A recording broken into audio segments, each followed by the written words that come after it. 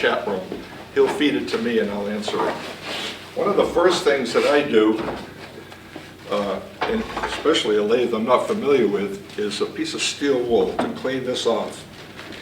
Because any type of, you get doing fine finial work, any type of fine little detail you're doing, you come across a bump here, transfers to the wood.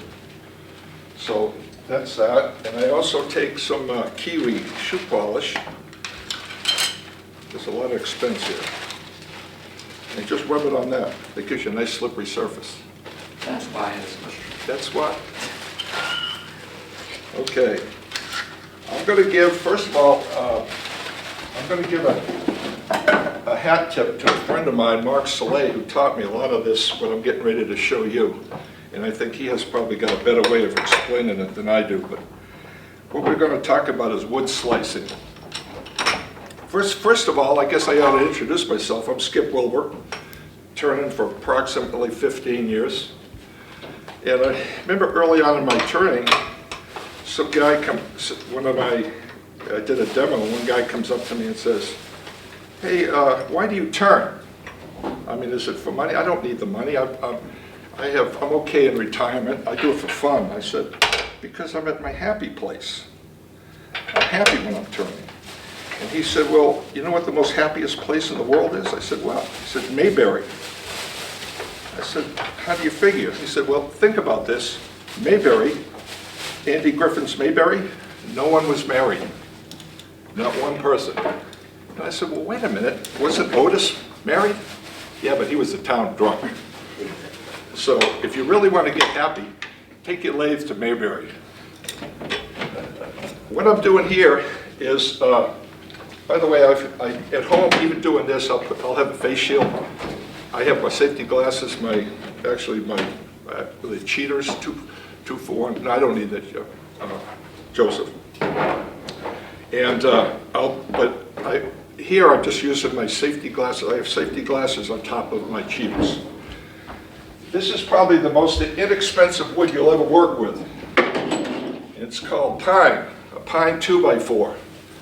And the 2x4, you get a 6-inch long 2x4, cut it into inch and a half squares, and it's the best training device you'll ever have.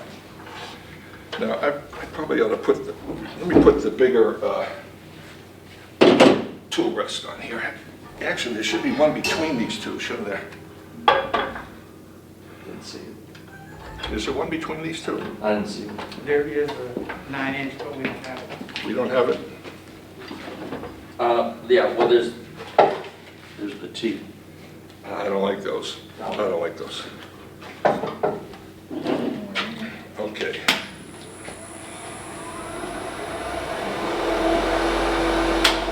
First thing we're going to do is knock the edge of the corners off. And for you newcomers, this is called the spindle roughing gouge. Emphasis spindle. That's where the grain is parallel to the lathe bed. And why you don't want to use this on a bowl or side grain is this tang here is your weak spot. And you get a lot of vibrations, or if you get a little bit more aggressive as the grain's coming in and this digs in, you're either going to have two tools or a tool in the wall. So that's why you want to always refer to this as a spindle roughing gouge.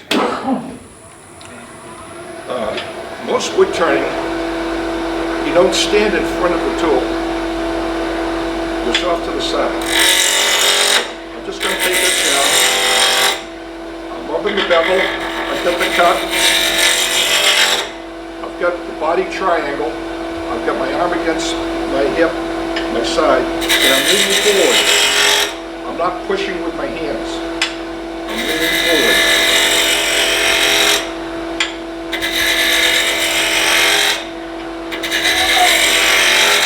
By the way,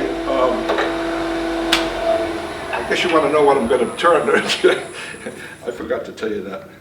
Now keep in mind, that's pine. See how that's torn up a little bit? What I'm going to do is turn some ornaments. And I call this a 6-minute ornament. This is what we're going to be turning today. I make these quite often, every year for my granddaughter's Girl Scout troop. And these are great for young kids to give and put the Sharpie on them, or Hold it down. No, Can you see that? back in a little. Okay. Right there. And see, and they can give them a set of Sharpies, put them on the floor, and let them color them. And that's their contribution to the Christmas, Mommy and Daddy's Christmas tree. You might stay away from the glitter if you don't want to put glitter on it, because the parents may not like you after that. But that's what we're after today. So now that, let me just take just a tad bit more off of this. I've got the devil rubbing. That should be brown. And now everything I'm going to do is going to be inside of a cone. In other words, I'm going to just excavate some material. So let's excavate some material.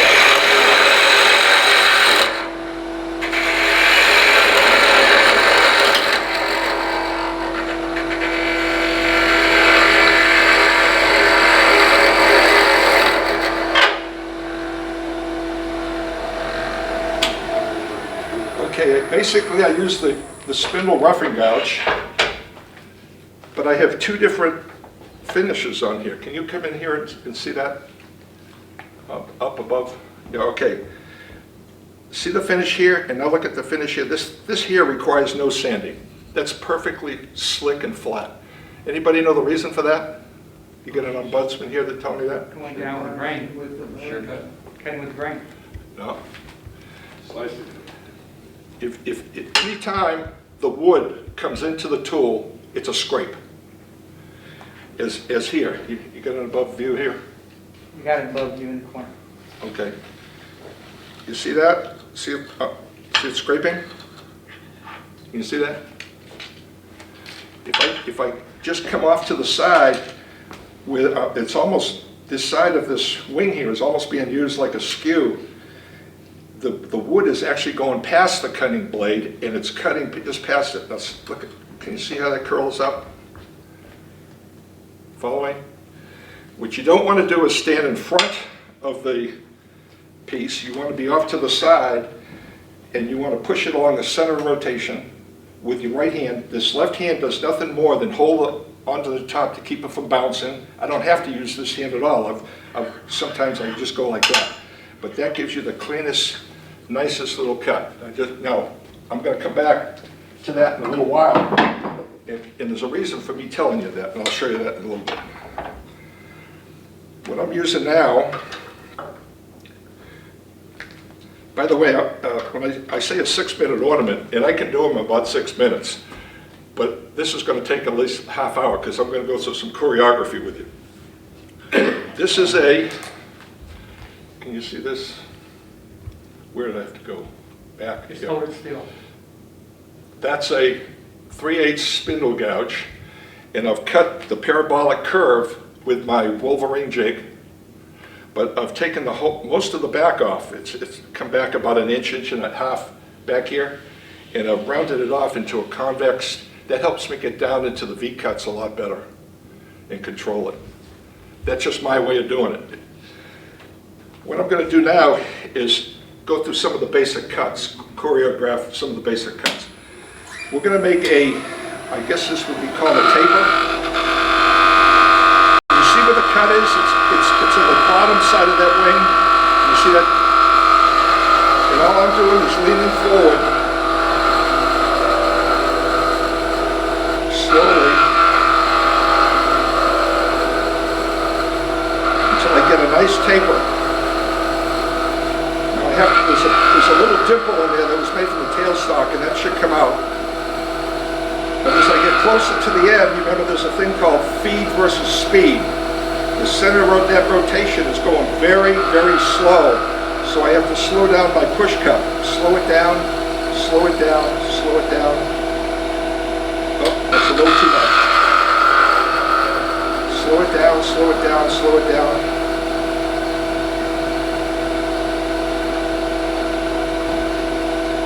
There it goes. Close enough. It gets to a pretty sharp point. And then at the bottom of all my finials, I like to make I guess you might call it a flame. If I were to take this, when it's finished, I take it and turn it up, right side up, or upside down, I should say. It's going to have a long, onion finial coming up to it almost looks like a torch. That's just what I like. You can, anything you want. Sometimes the finials are too long, sometimes they're too short, sometimes they're too busy. This is just what I've come up with. And you can do it yourself. Right now, all I'm going to do is come in with a tool and the flute facing to the left. The top side of that flute, I'm at the neutral position. It's upright at 12 o'clock, a neutral position. I'll still get it against my body. All I'm going to do is kind of raise my hip a little and put a little score mark there. Visible? Now I'm going to do a bead to the left. The bead to the left, as you know, you start off with an open flute, or pretty much open. You're not directly in front of it, you're off to the side. You're going to have this against your hand, against your hip. Now remember, even though it's only a small left-sided bead, you still got to go through all the different procedures to do that, and that is raise, rotate, and shift. And I'm going to be raising the handle to lower the tip, come around, and I still got to, did you see me come around this way? It's against my hip, and that gives you a kind of a, I can do that again.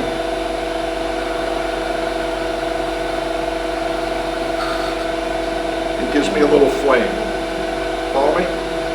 Now, I think Bob was talking about, he thought that maybe his was a little too small, his finial was a little too small. I like going by what they call as the golden ratio, or the Fibonacci numbers and so forth. What that comes down to is 1.618 to 1, or roughly, if you really want to round it off, it's 3 to 1. Am I right? Yes, say yes. Okay. Yes. I have my ombudsman here, guys. This isn't an exact rule, it's a guideline. You can go over that, you can go under that, and this is what I try to shoot for. I don't normally come up to these and mark it with a pencil, but I am for this example. I'm thinking, if this, we know that that's 1.5 inches, don't we? Because remember I said 1.5 inches square, and I just rounded it off. That's 1.5 inches square. So the globe will be over here somewhere, and 1.5 inches, 1.5 inches, and 1.5 inches, or 2.5 inches, it's going to be 3 inches. So if I say right about there, that's about 3 inches. And then if the globe is over here, I just broke my pencil, doesn't matter. Doesn't matter. So let's just, and again, I just did that by eye, so let's take a look at that. Okay, 2 7/8, that's close enough, isn't it? I don't really need it. So my finial is going to be from this line to the end, then from this line to about here is where my globe is going to be. Follow me? Now I'm going to have to do some, now I'm going to explain a couple of some basic cuts for you. There's a cut, and I use this not as a detail as much as I do for an excavation cut, and it's called a V-cut. And the V-cut is where you take, the flute is in the closed position, meaning it's 12 o'clock. The handle the handle and the flute are facing off to my right. I'm just going to come up, kind of raise my hip, score the wood, rotate the handle to the 11 o'clock position and arch in. It didn't go in very far because it's wedging. And why do you rotate the handle to the left at the 11 o'clock position? It's because it puts the cut on the lower part of that blade. Okay, so now we've got that side done. Then we come over to this side. 12, 1, arch in. 12, 11, arch in. Can you see that opening up now? And you can go in more. And once you've got that shoulder established, you can come down in a nice straight cut. That is the V cut. The next cut we're going to think about is a planing cut, or a flat cut. And this, you would take, again, the flute and the handle facing to the left. I'm going to come in with the blade, about halfway to the blade. I've got it against my hip. This hand should be on the tool rest, and all it should be doing is use it as a pivot. And all I do is rotate my hip to the left.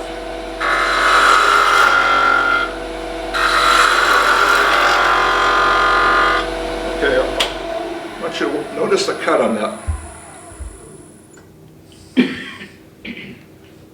Oh, that chipped out a little bit. Maybe this is sharp. All right, so I'll get you a good one.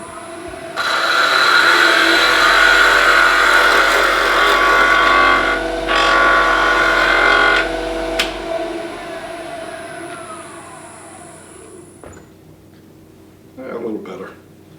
Got to work on that. Mine's hard to cut smooth.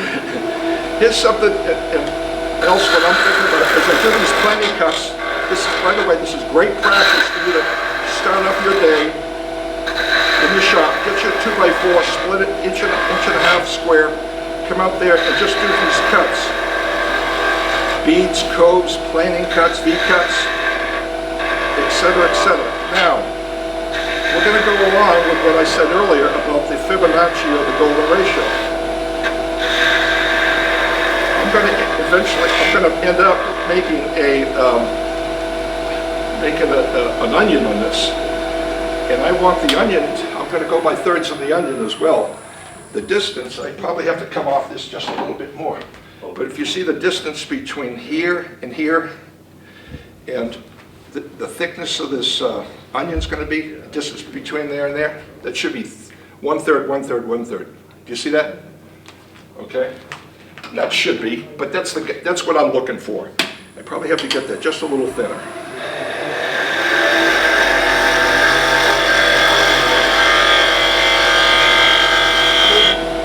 Okay, now I'm going to work on the onion. Remember I told you that a V-cut, I'm going to get, what I'm looking for on an onion is having a half bead here, come in to transition to a cove and elongate down to the end. But before I do that, let me put a little detail here in the end. And I'm doing a modified cove. In a cove, you come into the cut with a tip at the neutral position, the flute in the hand. I keep emphasizing this because it's important. How many times have you guys stuck this in the wood and it skates along the end? That's the reason. Because that flute is not at the 12 o'clock and you have the tool either pointing left or right and the flute's the opposite. So as a general rule, when you come in with a cove, you come in this position here, if you start in, you have to kind of lower your hips and that tip has to start coming to the upside and it has to be above the wood when it comes out of it. And you're not going to go to the left side of the cove, you're only doing 1/2 the cove. The other thing I do that helps me a lot is if I'm turning to the left, if you take your fingers on your tool, and I'm going to turn to the left, it's easier for me if I put my finger like that on the right side. You can roll your wrist, it's a nice natural motion. If I'm rolling to the right, I put my finger on top, it's a nice natural motion. You don't have to fight it, you don't have to put your here and fight it, it's easy. That's what I'm getting at. And I like easy. Okay? Now, I'm going to start excavating this in a modified cove and coming into a plane.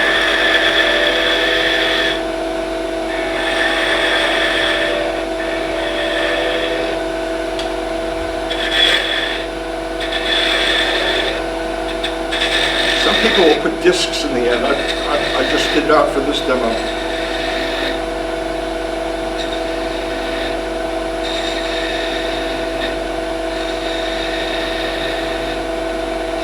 One of the things, I'm not going to try it here, but one of the things that I like to do when I'm doing some real fine finials in ebony or maple or what have you, I will go ahead and try to get from here to here is an ever so gentle curve. If I come off that the onion, come off and make two straight parallel lines, to me it's confinement. It's like a building, you know, you have the sides of a building or a box. I'd like to see a nice gentle curve. It relaxes the eye more and it brings you down toward the end. That's just a little design. And up here, if you can see what I'm doing a kind of a modified, I start in like a cove, I'm rotating the tool, I'm pushing it forward, but then I transition to a sure cut, a flat cut. Okay? Now I'm going to keep moving down. I'm doing a bead,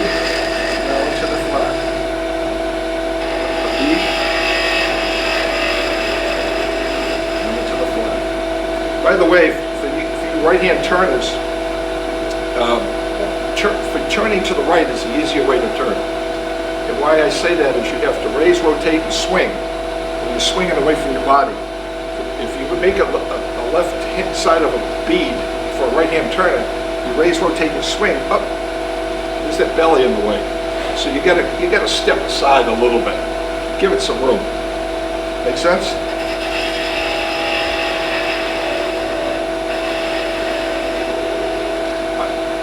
Also, as a general, I don't sand these. I just give them out just like they are, and it's acceptable. If you wanted to sand, you would be sanding the end right now, but I advise you to stay away from the sharp points with the sandpaper because it will dull it. You're better off using the tool with the sharp points than you are anything else. So now I'm going to make a bead, the left side of the bead, into there. And swing to really get that to rotate around.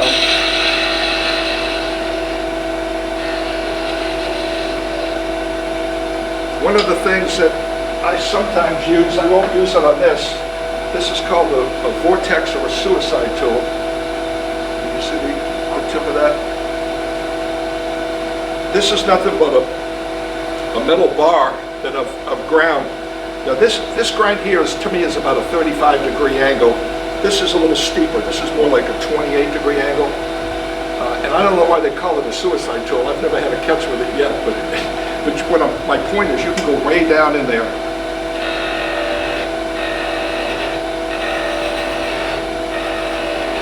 You can make some real crisp detail down there. You see that?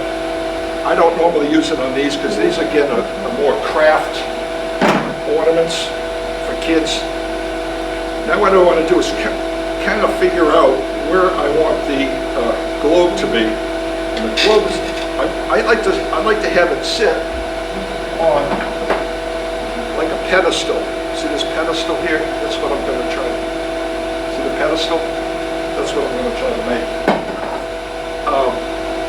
And to do that, I have to take off some of.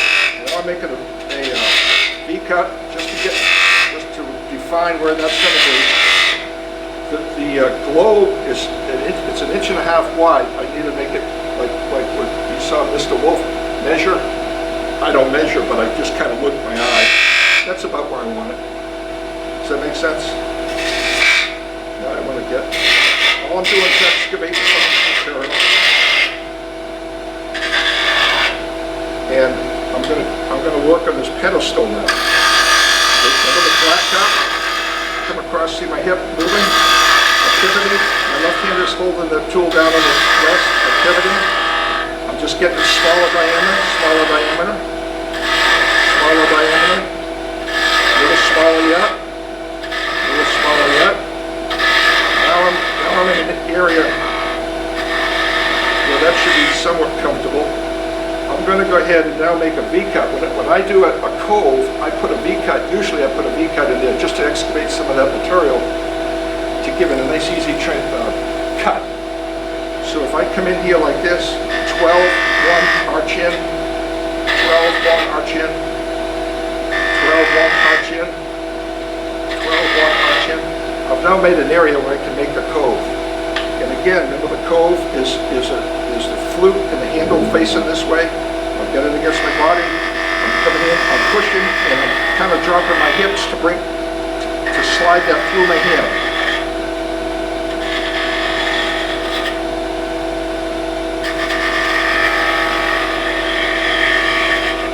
The other thing that I don't do it on these as much as I do on my ebony finials.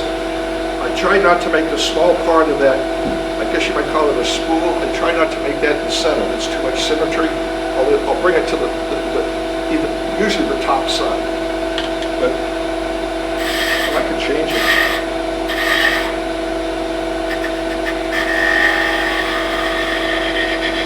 Yeah, that's probably a little better.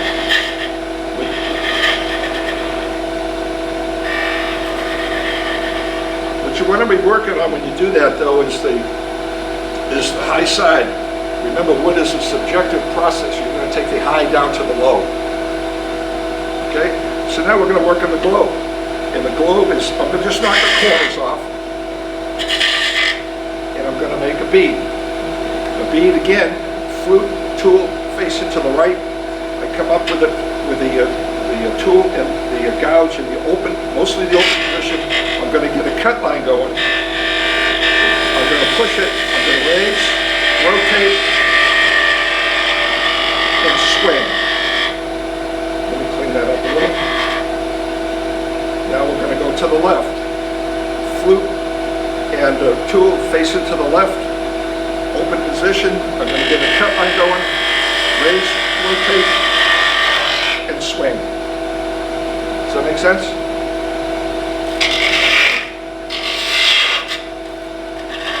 I'm going to be working on the cap. I was going to tell you, one of the things too, that I think this is a great, I don't know where I picked this up, but I just want to tell you that. If you want to sand that globe, get you a piece of this. This is that, what do they call this? What is that called? Yeah. I forget. No, it's not Abernathy. No. But look, you put the sandpaper on this and it forms to the contour of the shape you're doing. And it also keeps the sandpaper cool. But it's a great little point if you're going to do some sanding. I'm not going to sand this. As I'm going through this a little quicker. All I'm doing is excavating some material because I'm going to be taking it up. I put a little cap on here, like what you see here.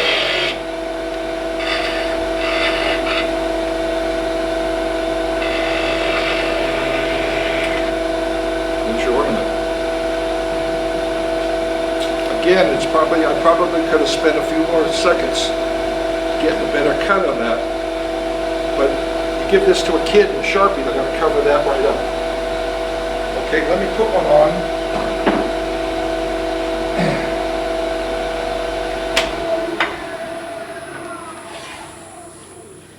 And do one without talking. Where's the, there it is. Don't forget to take these home with you. These are yours. If you leave them here, they're the clubs. They won't be here. Okay, 2x4. Pine. Notoriously hard to cut, isn't it? No, it isn't. I just showed you it isn't. What are you agreeing with me for? Notorious. Notorious. Agreeing with you is the safest. What's that? Agreeing with you is the safest Yeah. option. Yeah, but if I agree with you, we'd both be wrong. Okay, I tightened that up pretty decent.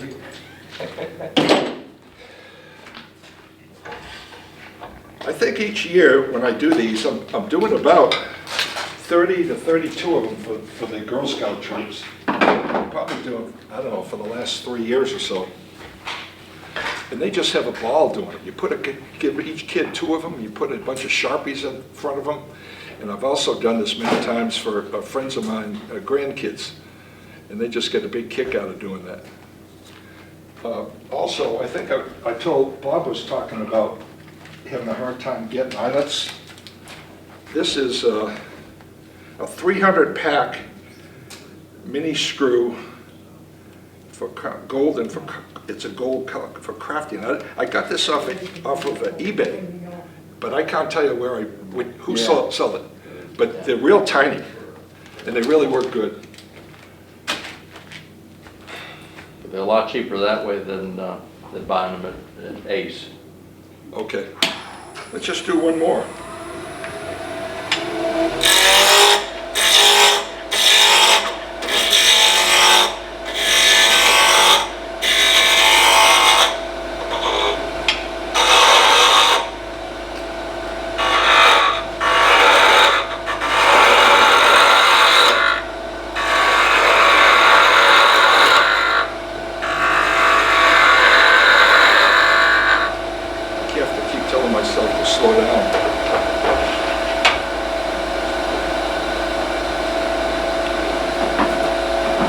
It really helps if you have some fast music going in the background.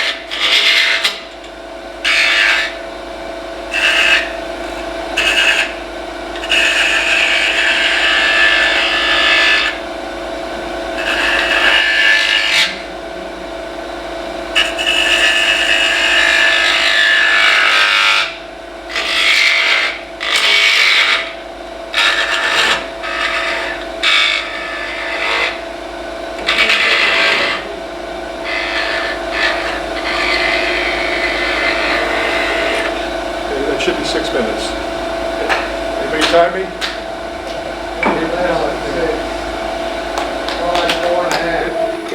If I really can, talk to you guys just for a second about the most important thing I've talked about here, and that's practice. I remember a guy telling me a woodturning instructor saying he went to see a golf match and he wanted to really see one of the pros. I forgot his name now, but he said, "Where is he?" He says, "Out there in the practice field." He said, "Practicing?" He said, "Yeah." So if they need practice, we need practice. And one of the best training devices that I can ever express to you are these cheap 2x4s. Every place has them. Probably you have a building built or a house built around your neighborhood. These are great, fantastic. And I've also found that if you really are good at spindle turning, you're going to be great at bowls and hollow forms. But not necessarily a good bowl or hollow form person will be great at spindles. It's totally different. You go through all those, the beads, the coves, the V-cuts, the flats, and the tapers, and you got it. Use one of these. Okay. Thank you. Better. So y'all be safe. Looks like the county is going to be shutting down, just based on some announcements we just heard. So be safe, be well, and take care. Merry Christmas. Merry Christmas.